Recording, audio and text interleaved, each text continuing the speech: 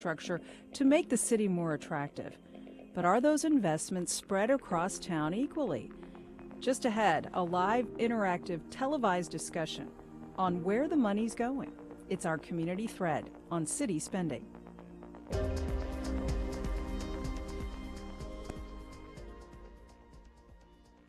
Good evening and welcome to tonight's Community Thread. Thanks for joining us. I'm Melissa Ross, and tonight we're going to take an in-depth look at a major issue for this community, how we spend our money, our taxpayer dollars. We're going to ask the question, what does Jacksonville most value? And where do you think the public money, your tax dollars, should be going? Tonight we welcome a fantastic studio audience. Hi audience, thanks for being here. Give yourselves a hand. Yeah, they're here for a live town hall as we look at this issue, and we also want your input. So if you're watching or listening right now, send us an email with your thoughts to communitythread@wjct.org. Call us up at 358-6347 or tweet the show using the hashtag for tonight, WJCTthread. First, to get the conversation started, we set the table with a look at the winners and the losers when it comes to city budget choices. Now, when it comes to public incentive funding, one of the biggest winners is Jaguar's owner, Shad Khan. Over the last 3 years, Khan's made big money deals with the city. It's why Everbank Field has massive scoreboards, swimming pools, and most recently why a brand new amphitheater, Daly's Place, opened up in the shadow of the stadium. WJCT's Lindsay Kilbride has more. The city is evenly splitting the $90 million price tag with Khan to build Daly's Place, including a practice field, and to help cover stadium renovations. But John Winkler with Concerned Taxpayers of Duval County says it's not an appropriate use of city tourism tax revenue, which City Council has dedicated for sports facilities. The Concerned Taxpayers have always been interested in the use and abuse of public funds, particularly when they're put to private purposes, which is what most critics would consider to be corporate welfare. Winkler says the amphitheater crosses a line because it creates a revenue stream for a private entity, Jaguar's sister company Bold Events, which manages most shows. The city does make money from ticket and parking fees and from holding its own events when shows aren't booked. It's guaranteed 5. That's in contrast to how it works in another Northeast Florida venue that's been welcoming big names for 10 years. Ryan Murphy manages the county-run St. Augustine Amphitheater. We take 50% of the profit, 50% of the risk on anything we do. So if a company does come in and work with us, they know we're going to have some skin in the game. And so far it's been, knock on wood, it's been very successful for us. A desire for more city reward was a sticking point during Jacksonville City Council debate about the amphitheater deal. I don't think there's any deal that we would put 50% of our money and go and walk away with not 50% of the rights. But supporters like the city chief administrative officer, Sam Musa, say there's more to it, like jobs and activity downtown. We're not just giving $45 million away and not getting anything for it. You can listen to city council members, particularly in committee, raise questions, raise issues, raise doubts about the propriety of certain operations, whether it's corporate welfare or whether it involves pension reform, what have you. But then when it finally comes down to the vote, you'll see them almost always unanimously approve whatever it is the administration has asked them to approve. 19 in favor, none opposed. Councilmembers, by your action, you've approved 2015-781 as twice amended. For Community Thread, I'm Lindsay Kilbride. All right, let's go to the panel and start the discussion off as we welcome to the studio Jake Gordon, CEO of Downtown Vision Inc. Good evening. Thanks, Melissa. Thanks for having me. Good to see you. Nancy Ricker is here with ICARE, the Interfaith Coalition for Action, Reconciliation, and Empowerment. Thanks, Nancy, for showing up tonight. Thank you for having me. Durwin Davis, Vice President with Concerned Taxpayers of Duval County. Good evening to you. Good evening. Thanks for having me. And rounding out our foursome for the hour, Ennis Davis, co-founder of Modern Cities. He's a writer and urban planner. Hey, Ennis. Hey, Melissa. Thanks for having me. Thanks so much, all of you, for being here. All right, I'm going to ask this question of all of you. This is the phrase that gets tossed around when we talk about these big taxpayer-funded projects like Daly's Place, the new improvement at the stadium. Jake Gordon, is it corporate welfare? Well, you know, It's a good question, and I'm glad that there's a lot of debate on it because we should have a lot of checks and balances about where we spend our tax dollars. I will say it's very best practices for a city to leverage private investment in its city. That's how most cities are built, and that's how cities that you think of amazing cities have built a lot of what they've built. So when you can have a huge private investment, that is what you're looking for from a city perspective. And so when you have a billionaire in town that wants to invest in your city when he can invest anywhere else in the whole world and the whole country, it's definitely valuable to at least talk to him and talk about, hey, what are you going to do? And so from a Daly's Place perspective, it's an amazing amenity for downtown, right? They talked about St. Augustine Amphitheater. That's not in Duval County. Now we have a venue, a world-class venue to rival that in St. Johns County. So to me, money very well spent in terms of, but I do appreciate the debate in terms of, thinking about where the money's going. But you think it was worth the investment? I think if you can get, the Mayor Curry has said he's all about, return on investment. And I think that's the right answer, right? You want to have the best return on investment. So when you can put in, you think about St. Augustine Amphitheater, the county's running 100% of it. They're taking 100% of the risk. This is actually bringing in a private partner that's taking a bunch of that risk and also running it. So usually those public-private partnerships are what you want. You don't want the county or the city to be running it on their own. So to me, it's great to leverage that private investment in something that the city needs anyway, a world-class amphitheater. Durwin Davis, we heard your counterpart with Concerned Taxpayers in that pre-produced piece expressing the other point of view. Concerned taxpayers have spoken out against these types of large-scale projects that involve public money. Why? Well, number one, we believe that this could have been done with private capital. It was a rush, as you know, the deadline to have it done and everything, this artificial, deadline. It was just pushed, and now we've got half of our money invested, and we're also, the city's responsible for the maintenance and care of the facility, and I have yet to see what we're going to get on a return. What about what Jake said, the people coming into the urban core, money from ticket sales? You don't think that's offsets what we put in? No. You don't see the return? No. Okay, Ennis Davis, you're an urban planner, you're a writer, and you study how cities can, become more vibrant communities. Do you think that the improvements we've seen around the stadium in particular, will they pay off? I think that's a question yet to be determined. I think you do have to look at each project on its own, and definitely you want to see a return of investment with individual projects. However, I also think that we tend to focus on projects like this as being expensive subsidies, when in reality we have several public infrastructure investment projects that cost 10 to 20 times as much as this particular project that will not return any type of return of investment.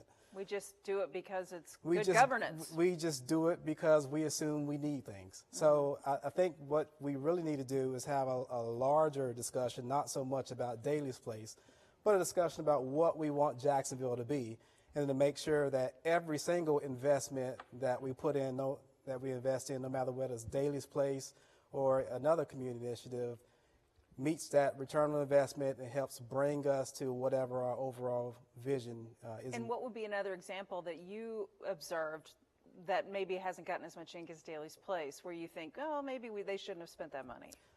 Sure. Okay. So Daly's Place, we're talking about that, but we have several roadway projects, for example. Kernan Boulevard right now is being widened to 6 lanes between Atlantic Boulevard and Monument. That's a $20 million job. You don't hear a peep about it. We have Collins Road. It's currently being expanded between Rickard Drive and Old Middleborough Road. Another $20 million job. These things add up. And if we start taking a look at the way we implement and combine land use, our land use policies with our transportation infrastructure investment policies, we may be able to find areas where we can save money on things that we're not even talking about yet. And that money can be then redistributed in other areas throughout the city. And let's talk about how ICARE has been putting really pressure on city officials to do just that. Nancy Ricker, you're with an interfaith coalition known as ICARE Jacksonville. You focus on reconciliation, empowerment, bringing people of different faith traditions together to hold city officials' feet to the fire, particularly on social justice issues like dealing with the crime rate, dealing with juveniles, dealing with poverty. So what are your thoughts, and what's ICARE's position on how the city is making choices, making financial choices? Well, we're concerned. As you know, we've been trying to get a homeless day resource center reopened for a couple of years. It only takes $300,000. If you can find all of these millions and hundreds of millions of dollars to put in other places, why can't we have a place that people who are homeless, they're the most marginalized of our community. They need a place to be able to take a shower, to be able to wash their clothes. They need to have an address so they can apply for and get responses in terms of jobs. It just doesn't seem like it's the fair thing to do to minimize the cost of something like this and say you can't afford it when you can afford all of these other things. It's not just. The thing we hear most about on the daily radio show is why are we putting swimming pools in the stadium when we can't help the homeless, or things along those lines. Now, in a moment, I want to get all of you to react to that. But first, he couldn't join us tonight, but a few weeks ago, we went right to the source to hear his rationale for funding these stadium improvements and Daly's Place Amphitheater. Here's our conversation with Jaguars President Mark Lamping. Take a look. Well, thanks for being with us. Great to be here. So, big opening at Daly's Place with the Tedeschi Truck Show. Lots more concerts and events coming. How are you feeling about the rollout so far? Really good. I mean, there's obviously little things that we can continue to improve, and we'll continue to do that. Whether it's the first year, the second year, the third year, or the fourth year, the fifth year. But we're really proud that between Memorial Day and the end of this year, we'll have 45 events at Daly's Place, and that's going to bring a lot of people, downtown, not only throughout this entire community, but throughout the region, and in some cases from across the country. And that was the rationale for bold events as a way to bring more revenue into the operation. Can you tell us a little bit more about your thinking in terms of that piece of your revenue strategy and how you see that growing? Well, we're focusing on, how can we generate the increased revenue here locally. That's an area that the Jaguars, compare not so favorably to all the other NFL teams, and it's a really important metric as it relates to franchise stability. So we're focused on that. We've become much more than just an NFL team here in Jacksonville. The amphitheater is the latest example of that, the shipyards to follow, but also we're working really hard to try to bring more and more events to Everbank Field, and we felt it would make sense if we had a dedicated sister company of the Jaguars, focused on that and focused on it exclusively. That's how important it is, and that's bold events. And when it comes to the shipyards development that's planned along with the amphitheater, what would you say to critics of these expenditures and the city's role in kicking in some of the money, people that would prefer that tax dollars maybe be spent on other pressing needs in Jacksonville? Well, first, it's a very legitimate debate. It's a healthy debate. It's a debate that should happen. Let's talk about the experience that we have with the city of Jacksonville, particularly most recently the construction of Daly's Place. I think there's really a couple things here that's really important. First, the city did a really good job of leveraging their investment. They basically put conditions on that investment that, if we didn't match their dollars, the dollars weren't going to be there. The other piece of it is the dollars that the city used to make Daly's Place possible. Those dollars are restricted in terms of how they can be used. They can't be used to put more police on the street. They can't be used to keep libraries open later. By approval of the city council many years ago, and as assigned by the mayor, the dollars that the city used had to be spent on entertainment facilities, city-owned entertainment facilities. And I don't think a lot of people are going to argue that Daly's Place is going to do a lot for downtown. It's going to bring people here. It's a city-owned asset that we manage, and we basically cover the operating costs. So I think in this particular case, the city did a wonderful job of leveraging their investment. Thanks for being with us. Oh, you're welcome. Okay, that was Jaguars President Mark Lamping. Durwin Davis, what about the point Mr. Lamping made that the funds that went into a project like that, they're dedicated for certain types of uses, and you can't just spread the money around anywhere? I'm not that familiar with that aspect. I just know the overall commitment by the city, what Mr. Khan had to put up, and the terms of the after effect is it's not a return on an investment. I mean, that's what we're looking at, I believe. So you don't see then the argument that and Jake Gordon, I know you disagree. You see the return in the sense of excitement, energy, bodies flooding into downtown Jacksonville. I was just going to point out about the restriction on the dollars. They're bed tax dollars from the hotels. So that's people coming to Jacksonville, spending money in Duval County. And the reason they're dedicated is because it's coming out of the tourism industry, coming out of the hotels, and then going into the tourists, because that's going to help the tourism industry and help the hotels. So people that stay at the Hyatt, they come for Everbank Field. So I do think that it's going to add a lot of activity, to mention it is a city-owned asset. I mean, you think about like an Oklahoma City where they built an arena on spec without even having a sports team because they feel like that. You used to think Tulsa was the biggest city in Oklahoma, and now you think of Oklahoma City. Like, to build a city, we're unbelievably blessed to have the Jaguars as a professional sports franchise and kind of what they mean to the city. And then you think about, very rich people investing in the city. You think about Detroit, like Mike Ilitch and Dan Gilbert in Detroit, the owner of the Cavaliers and the owner of the Tigers, kind of helping downtown Detroit and helping the city of Detroit, see a big rebirth. So, it's definitely not an either or. We all want to help, people in need. We all want to spend our money wisely and get a good return. But, some of these things, especially these public-private partnerships with people that want to invest in our city, are very important. All right, and we'll go to Ennis and Nancy in a moment. But first, let's go to the audience. There are a lot of people waiting in the audience to ask questions and weigh in on this tonight. Good evening. What's your name? I'm Siobhan Steele. Thank you for having me. Sure, go ahead.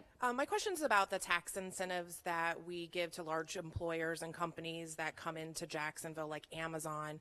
We give them millions of dollars in tax breaks, but wouldn't that money be better used if we distributed it around to startups and the small businesses who are really struggling to get funding and grow here, which are already here? All right, Ennis Davis. I think I would answer that by saying, why can't we do both? And again, sometimes we get focused too much on individual projects and we don't look at the holistic picture. There is an argument to invest in small businesses. There is also an argument to attract larger businesses. You are in a global environment where you do have to compete against other regions for those businesses. But if we can find ways to better utilize the dollars we have, we can stretch those dollars out to meet a lot of needs that aren't currently being met. And Nancy Ricker, that's your argument. We should be making those more strategic decisions and making better use of the dollars we have? Absolutely. Just for example, I co-chair the Youth Crime Committee, and we think that youth who've made a mistake deserve a second chance, and they shouldn't be trapped in a life of in and out of prison throughout. That's a waste of valuable resources. So we advocate for restorative justice in the schools and in the neighborhoods so that youth can learn from their mistakes, gain the experience they need to go out and become productive members of society. We've been able to get restorative justice in all of the Duval County public schools, and we have 4 neighborhood accountability boards using this, and this is a chance to bring the members of the neighborhood, the victim and the offender and their family together to make restoration, but most importantly to help that young person learn the skills that they need and get the tools they need to be able to go on and become the best person that they can be. And I want to tell you that I'm a little passionate about this, as you know. Yes. But, I sit on these neighborhood accountability boards, as do many of the other ICARE members, because we all feel like that we're really excited about giving these youth a chance. And this is a program that has a 91% success rate. And at our recent Nehemiah Assembly, we got both the sheriff and the state attorney to agree to work with Teen Court to find more funding for opening 3 more neighborhood accountability boards so that every youth in the city will have availability to this program. And we've been led to believe that the city is going to provide some increased funds to Teen Court, which is the organization that actually runs this, which we need just for what we have right now. But one of the really even more exciting things about it is, and I'm sure you all read about this, there was a recent MOU, Memorandum of Understanding, that was signed by the entire 4th Judicial Circuit, in which the sheriff made a commitment to us at our Nehemiah Assembly that he would, by March of next year, get to the point that 90% of the eligible youth will be getting civil citations. Rather than being put into the criminal justice system. Right, yeah. right. And that is absolutely huge. We think that every youth should have the opportunity to participate in this. But it can only happen if there's more funding, because right now the caseworkers are overburdened just with what we have. So with 3 additional boards and with the vast increase in the number of civil citations that would be written, we need the city to invest more dollars. How many? Well, I'm not the expert on that. We figure right now they're getting, as I understand it, $55,000 from the city for what we have right now, and it's overburdened, and that there's a potential that maybe that will be doubled, but that's not going to get us to where we need to be. So if I were to give you a number off of the top of my head, it would probably have to be somewhere between $500,000 and $1 million to get it where it needs to be. But that's just my gut feeling. I don't really know. I haven't done the numbers. This program saves the city about $4,500 for every youth that goes through this and doesn't get put in the system. That's money saved by the city for this. So we just think it just makes sense to do this. And for the sake of our youth, I mean, from every part of Duval County, they need to be able to have a second chance. And I can tell you, it's truly powerful to watch these families come and to see the change that occurs within that family and within that youth over the period of time. The sanctions are deliberately, and I'm losing my word right now, but they're tailored to that youth. It's not like we give everybody the same sanctions. It depends upon what the offense was. It depends upon what the needs are. And I think that's why it has the success rate that it has right now, is because that's the way it works. All right. Let's go back to the audience. Good evening. Hello, my name is Jenny Watson. My question is, what is the most critical item our city needs to address first? Crumbling buildings, people, or infrastructure? What comes first, the chicken or the egg, so to speak? Right. And governing is choosing, right? A budget is a moral document. So what do all of you think of our choices as a city when it comes to our budget? Because clearly we're not all, the people here in this room tonight, listeners, viewers, not all on the same page by any means. Durwin. Well, I'll give you an example of the naming rights for Everbank Field. I don't know about this past year, but I think the 2 years prior, City Council dedicated that money back to the Jaguars. I think the total was $8 million, 2 increments of $4 million apiece. And sitting here listening to Ms. Ricker, I think that rather than the money going to the Jaguars, if her organization were given $4 million, she could save this city just in her program. A multiplier effect of money. A force multiplier. Right. Yeah. And I know you agree with that. And here's another question.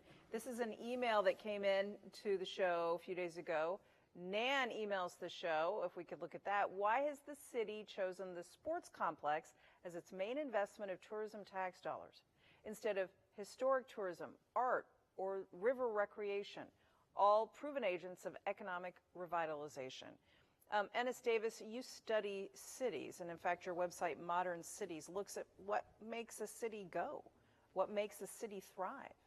So do you think that we've made good choices in the past? Or, I know that you've written critically about this for many years. What about her question? Well, in terms of the sports district in downtown, I do think in our past, the conditions that we're dealing with now are somewhat self-inflicted. It doesn't mean that they can't be repaired. It's just we've made mistakes in the past towards how we used our tax dollars. But I like to kind of go back and say it really boils down to coordination. This is not about choosing one project or one ideal versus another. It's about stretching your resources out. For example, it's a question about infrastructure. Let's say sidewalks, for example. There's funding that can come from the city, but the city doesn't have to pay for everything. There's other funding sources, grants, and things through other state and regional sources that you could pull to coordinate to do much more extensive projects. There's partnerships. We just talked about Daly's Place for one. If you can leverage private investment, that's a way to reduce your costs on the public for significant improvements. So really for me, I believe what we really need to do is kind of take a step back a bit, focus on how we can coordinate those resources again. And if you find out that if we can make things work more on a market rate level, we may not even need public money at all to toss it in some of these ideals. And sometimes it's just us taking our hands out of the cookie jar, taking a step back and letting the market and personal innovation take control of the atmosphere. Okay. Do you think the market should decide? Well, I just keep thinking, I mean, there's a number of things that a city can spend money on, and there's a number of great programs out there, and it is difficult if you're city council or the mayor trying to decide what goes where. I do think that our Mayor Curry has focused on, having money to spend. So it can't, I feel like I need to mention, the pension crisis where 25% of our city budget was going to this unfunded pension liability. It does seem smart to find more money to invest. And I feel like that is only, very recently resolved or still ongoing. And so you do need strong leaders like Mayor Curry to kind of decide what we are going to invest in as a city. And there's a number of great things that you can invest. For us at Downtown Vision, we're very fond of downtown. And in terms of, a dense urban center is going to return a lot more tax ratables than a suburban community. And so when you can, and you look at a city like Minneapolis where, it's like 0.5% of the city's size downtown, but it has 5% of the ratables for the whole city. Because when you can kind of put a lot of businesses and people together, you can generate a lot of revenue. Infrastructure-wise, it's also much cheaper. To build a large subdivision, it's a lot easier to provide utilities and infrastructure for a vertical building than for a large sprawl. So, for us, downtown is the best place to invest, not because of all the great things it does for our city, but also because it is the best return on investment. But I do think, there are a lot of difficult decisions. I think leveraging private investment is key. For a city that doesn't have a lot of resources, it does make sense to kind of lean into where private investment is happening. Good evening.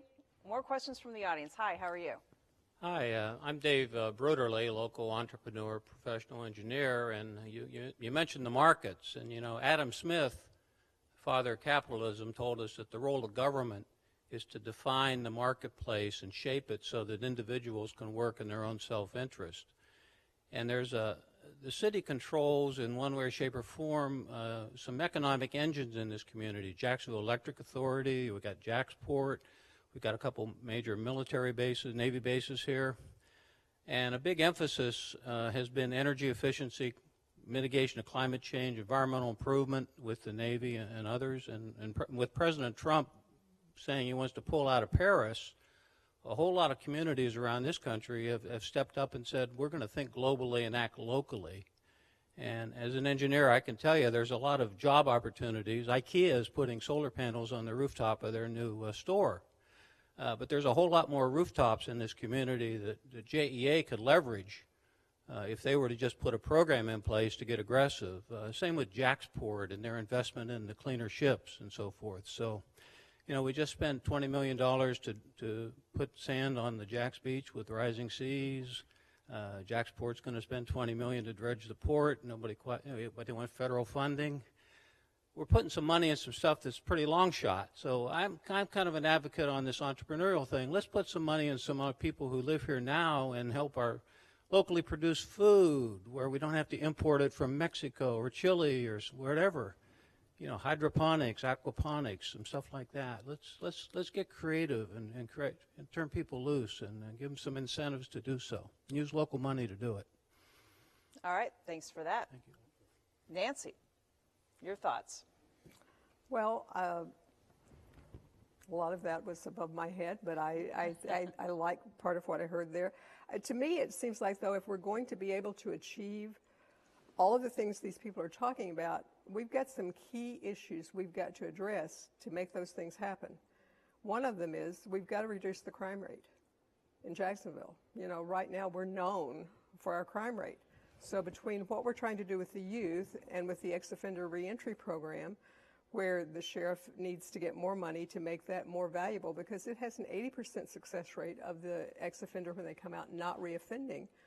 And if they don't go through that, then it's frightening how many of them do. And a high crime rate doesn't help tourism. No, it does not. And so, you know, it's just, we just need to be deliberate about not just looking at investments in structure and things like that, but looking at investment in our people and what we do. You know, when we do corporate visits, a recent corporate visit, the CEO said, you know, yeah, I would really like to see the Homeless Day Center reopen. They're on my stoop because they don't have any place to go. And most of these people have mental health problems, and it's our responsibility to make these kind of things work. And the other thing we're working on is a wealth building initiative to bring to Northwest Jacksonville opportunities for the people there to become entrepreneurs and to be part owners of businesses so they can have a stable neighborhood, a stable environment. And right now they're working to get a grocery store on Moncrief that would be partially employee owned. And that's just exciting to me to think that something like that could happen and make such a difference in the neighborhoods in this community. And we're going to keep talking about that in particular, those neighborhoods, but that's in a moment because there's more still to come on this special live town hall. If you've just joined us, this is our community thread looking at city spending. We're simulcasting on the radio on 89.9 FM right now, too. If you'd like to ask a question, make a comment, send us an email. Send one to communitythread@wjct.org. Call us up at 358-6347. Tweets to @WJCTJax. We'll be right back.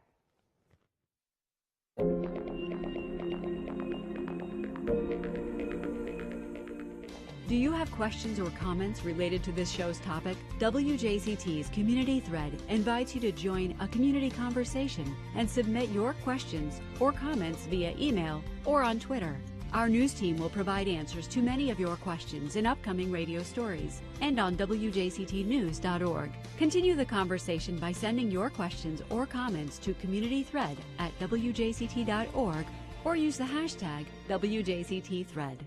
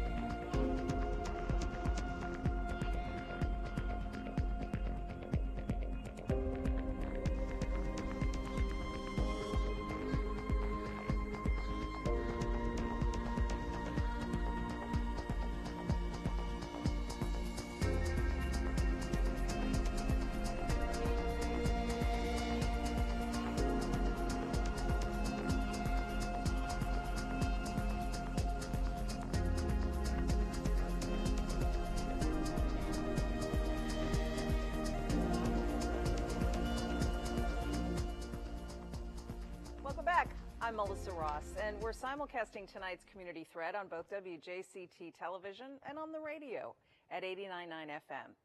In just a moment, we're going to continue our panel discussion and questions from our studio audience about how Jacksonville spends its money.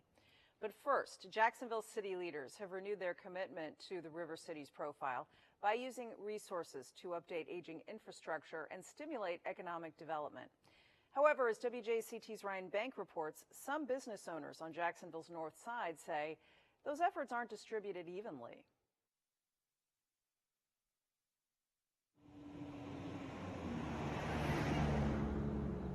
It's just before noon at the Point Coffee Shop on Moncrief Road in northwest Jacksonville.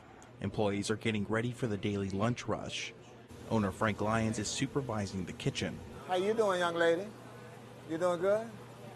Lyons, who was one of JEA's first black executives after the public utility was integrated, says after a long career of bouncing between city posts, he came back to his home neighborhood.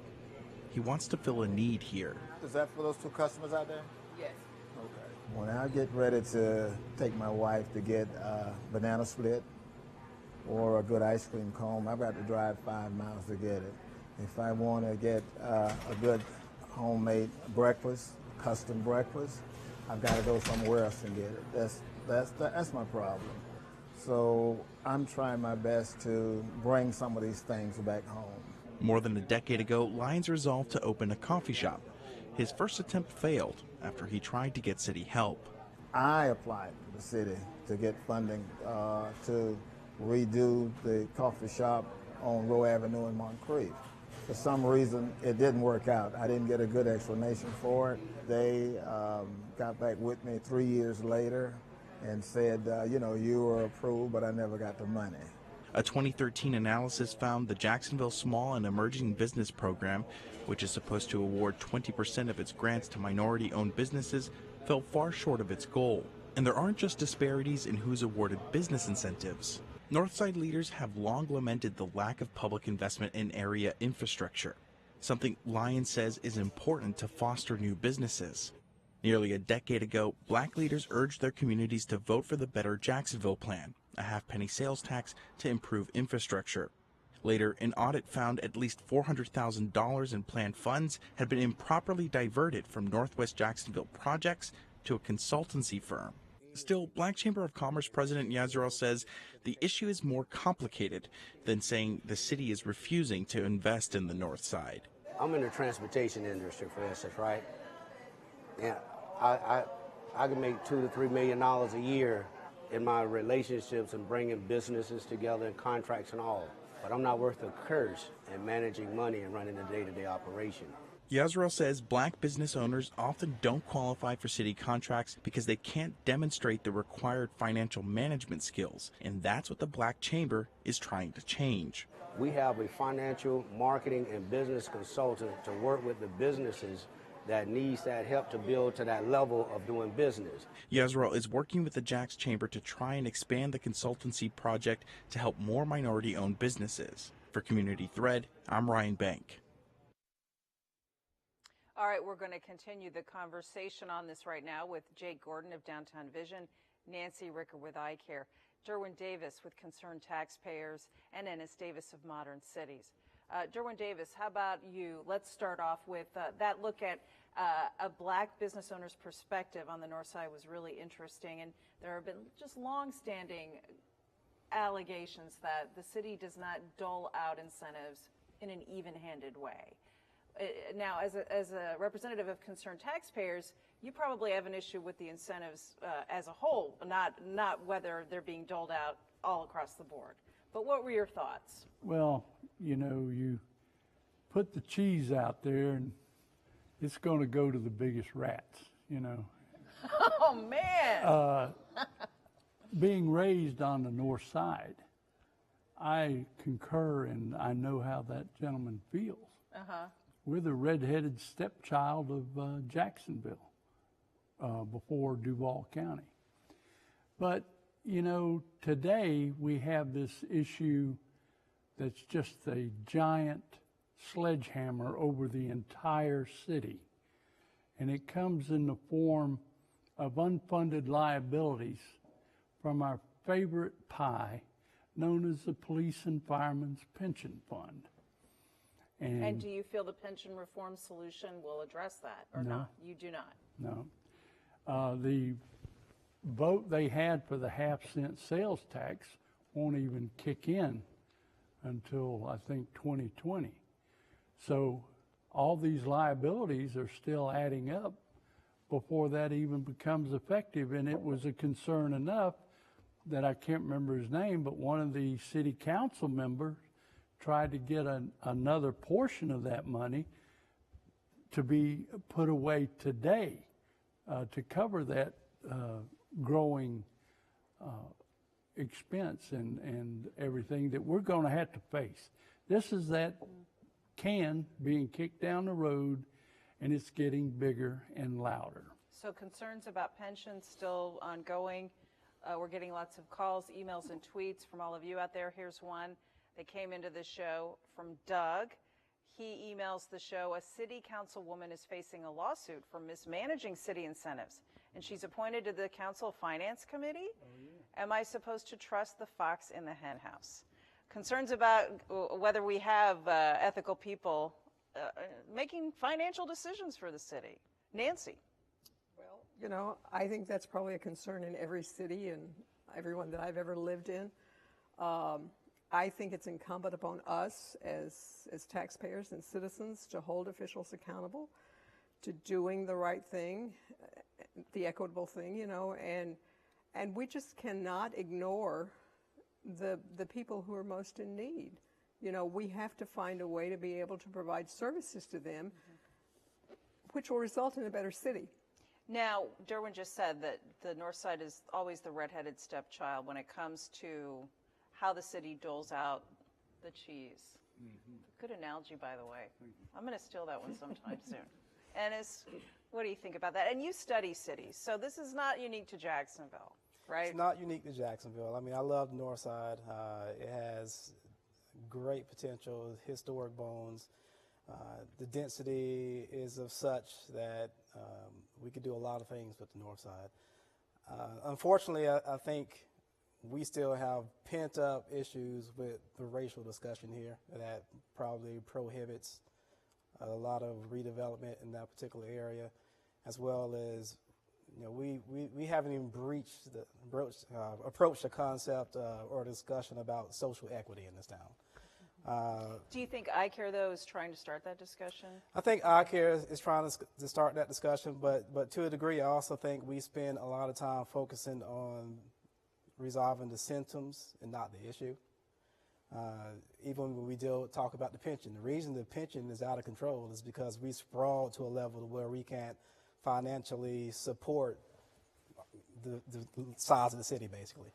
So we are kicking cans down the road, but ultimately we do need to take a look at how can we modify land use. That may not change things right now, but 10, 20 years down the road, it does provide for a more financially viable city. I was just in Montreal a few weeks ago, and it's pretty interesting because Montreal actually, there was 27 cities that merged in 2002 to form this single city. However, through the merger, a lot of neighborhoods had lost focus, and 5 years later there was a demerger, and that's how they approached their issue to provide more focus to areas that are being currently ignored. But we do have to get to a point to where we can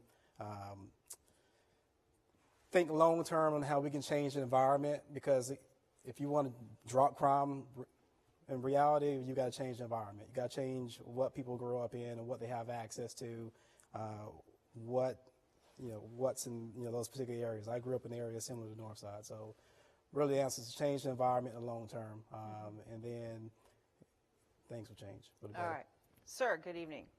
Good evening. My name is Steve Ingram. I teach at Stanton College Preparatory School, and I'm heartened by the discussion of reciprocity and best practices and restorative justice programs for the youth.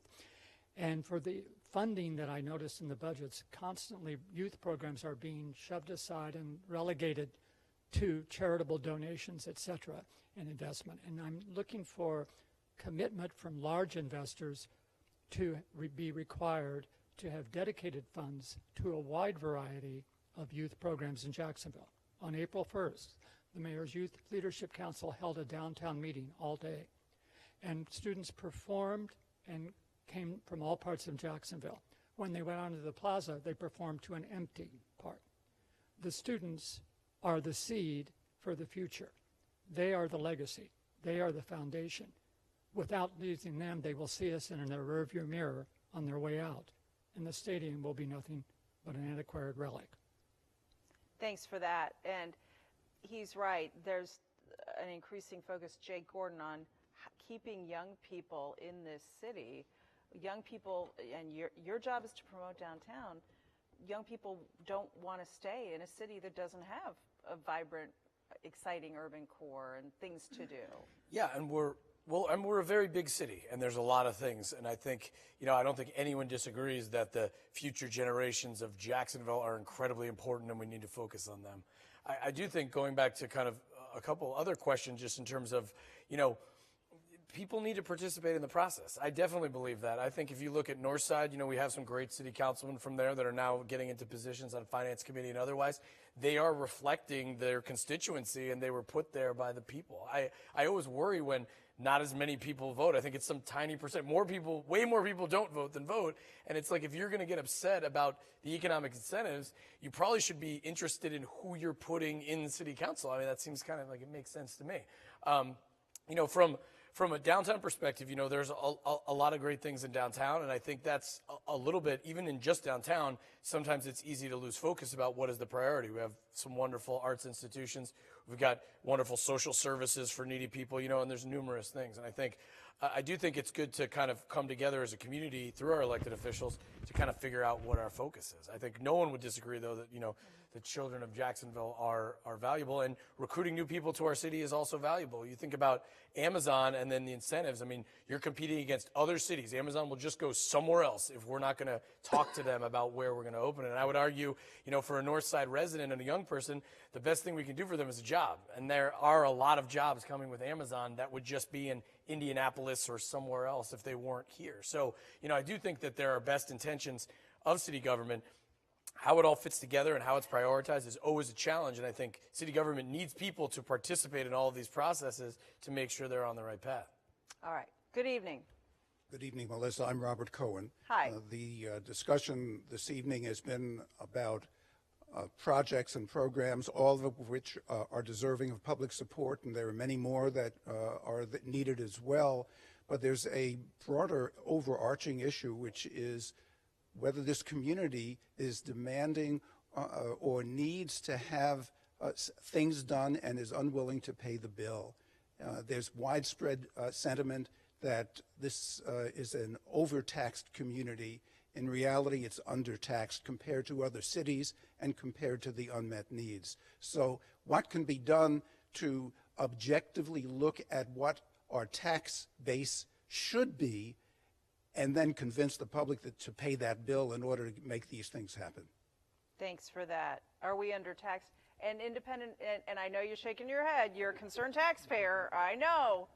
That said, several independent analyses that have been presented to me as a journalist have said that we do have a lower tax rate, millage rate than most other Florida cities. So what about that? Well, I think that's to our compliment. I think we should work harder to get it lower, more efficient in our spending, more returns on our investments. A lot of these programs that I believe Mr. Cohen was alluding to would be better served in the more or less the religious community. But they've been, as you know, there is almost a definable effort, a war against our churches and, their programs. But here we have a representative from the whole faith community. Mm-hmm. They are putting their private dollars behind these and efforts. I've said I think they should get more.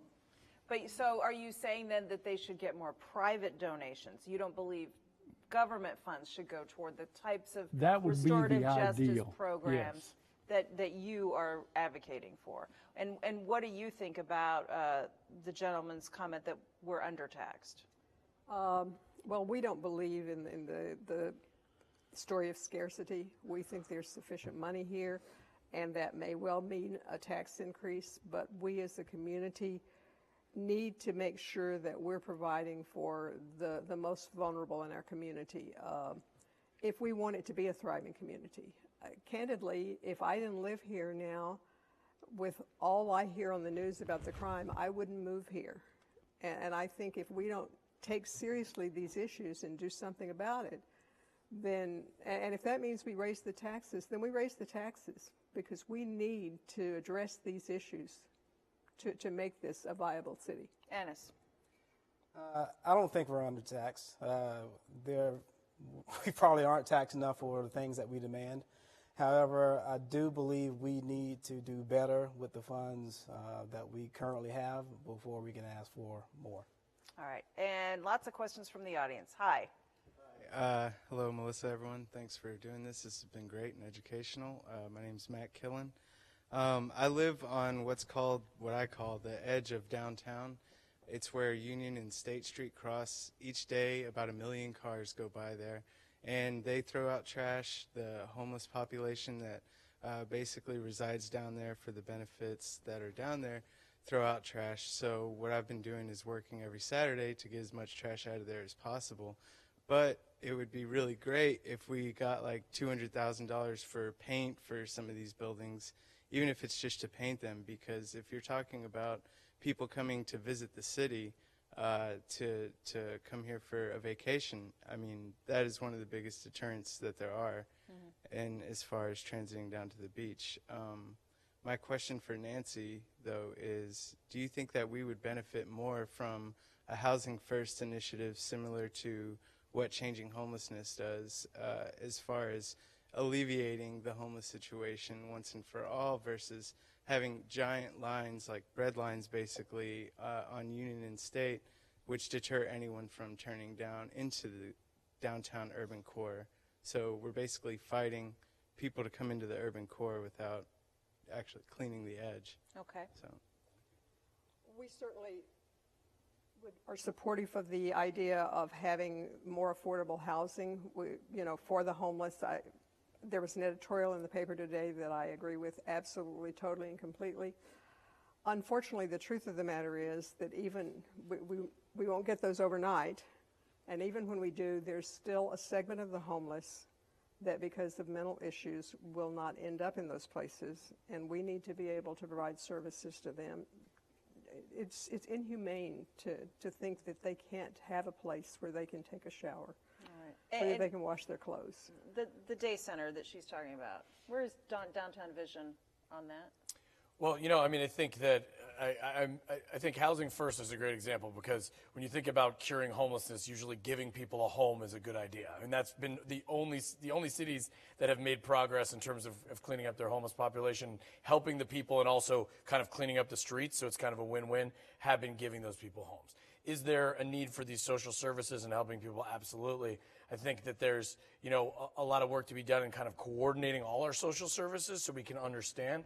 I know right now a number of individuals in downtown, like we don't know because all of the social services are not in the same system. We don't know who's going into one shelter, who's going into another. So it's a very complicated issue, right? Helping people. There's a lot of other cities that have kind of made some progress, like Orlando, like some others. But then it always comes back down to money. So then you're talking about, from a city perspective, looking at would it help DVI? Would it help DVI to have that day center? Would it improve downtown, in your view? Well, I mean, helping the transients on the street, that's the number one problem in downtown that people mention to me. And then you talk about, luckily in the downtown core with our Clean and Safe ambassadors, we don't have trash and other things as a problem as in State and Union. Fortunately, our assessed district on the private property owners only goes up to Church Street, so we don't get all the way up there. But, in terms of getting people off the street in downtown, that is mentioned a lot. And so I think there is a need, and obviously we want to help those individuals and also get them off the street. I do think there's a really robust conversation right now between city government and the faith-based community and the social services. And it's just a lot more coordination that's done, and it's a very big problem. I mean, no city in America has kind of solved helping needy people and figuring out how that works. So it's definitely very important. How we deploy those resources, I think, is still being worked on. Here's another email from Ray coming in. We'll sneak this one in before the close of the hour. This is an interesting discussion considering the timing of the Laura Street Trio announcement this week. And that's the city commitment to help redevelop the 3 historic buildings downtown. They're called the Laura Street Trio. There's going to be city money put into those. Ennis, Durwin, your thoughts on that big project that looks like it's going to go forward? Well, I am not against it going forward. I just don't like the idea of putting taxpayer money into these private ventures. I would love to see it. And I know the plans, that are to result. And I just think private capital would be a much better way to go than in getting the city or taxpayer money involved. You're biting your tongue. Well, I mean, we have a see. really good level of evidence that if we leave these buildings empty for basically my entire lifetime, that the private sector won't come in and fill them. I don't know anyone that wants those buildings empty. I mean, they're right in the geographic center of our downtown. They're amazing historic buildings. You do need to have some way, if you're a city, to leverage a private investment. The $9 million on a $90 million project, it's reasonable for them to be an investor. Ennis? I'm not stepping on Ennis. But. Yeah, No, it's fine. It's fine. I'm just trying to make sure everyone gets a chance to talk before we wrap it up. I mean, in the beginning, I mentioned leveraging private investment, or return of investment, and this is a perfect example of that. It's $10 million, $11 million public investment, but you get a $90 million project out of it. It's a 2 small blocks. You're going to get 100 of market rate housing units, 50,000 square feet of office space, 131 room hotel. All that will be paying property taxes. And right now, in what is currently being vacant buildings for the last decade. If there's any type of example where you're using public funds to have a return of investment that spurs more economic development around it, this is one. You think that's it? This All is right. one. Well, We just have to mention Andre Wallace and the DIA because that's been their project in terms of getting that investment. And then it's been underwritten for a long time in terms of the city investment. It's about a 4-year process since he started in the city, and he mentioned it was the first project they asked him about. So the city has been looking at it for a long, long time and is very comfortable in terms of the investment. So, well, it's been a very interesting discussion. And by the way, audience, you guys are great. Thank you. Give yourselves a hand. Thank you. And thank you to Jake Gordon, Durwin Davis, Ennis Davis, and Nancy Ricker for their amazing insights to this topic. That wraps up our edition of Community Thread this evening on 89.9 and WJCT Public Television. I'm Melissa Ross. Thanks for watching and listening, and good night. Good job, you guys.